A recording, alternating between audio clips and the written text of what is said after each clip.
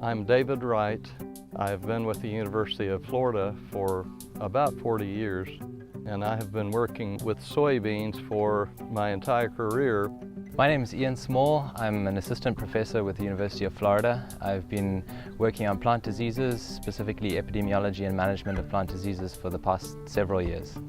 In Florida, we're especially positioned because of the weather patterns to be impacted by new and emerging pathogens.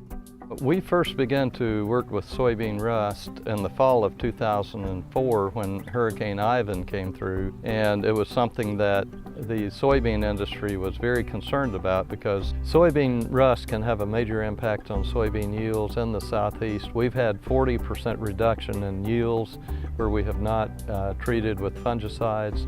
With about 90 million acres of soybeans in the U.S., if we had to spray soybeans 3 and 4 and 5 times the way they do in other parts of the world, that would have been a several billion-dollar hit to the soybean industry. We identified it on soybeans in some of our plots a week after they found it in plots at LSU. The next week we found it on kudzu. Down here, kudzu grows year-round. So immediately after we plant soybeans in May, soybeans are exposed to soybean rust spores. Florida plays a key role in informing the nation about important diseases like soybean rust. With our monitoring network, we are able to provide early information to other parts of the nation through platforms like IPM Pipe. Farmers are able to go to the website and find a map that shows the distribution of rust at any time of the year and helps to inform farmers on their timing of fungicide applications. This grant would be important to us to be able to sustain a monitoring network of soybean plots where we can assess when the disease gets started in the crop. The North Florida Research and Education Center has played a very important role in the national soybean rust arena.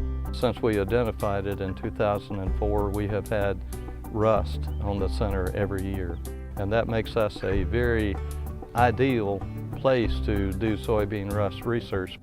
If we are able to obtain this grant, we would look at several other stress factors, not only plant diseases, but other pests, nematodes, fertility, irrigation, many different things that affect soybeans that are stress factors.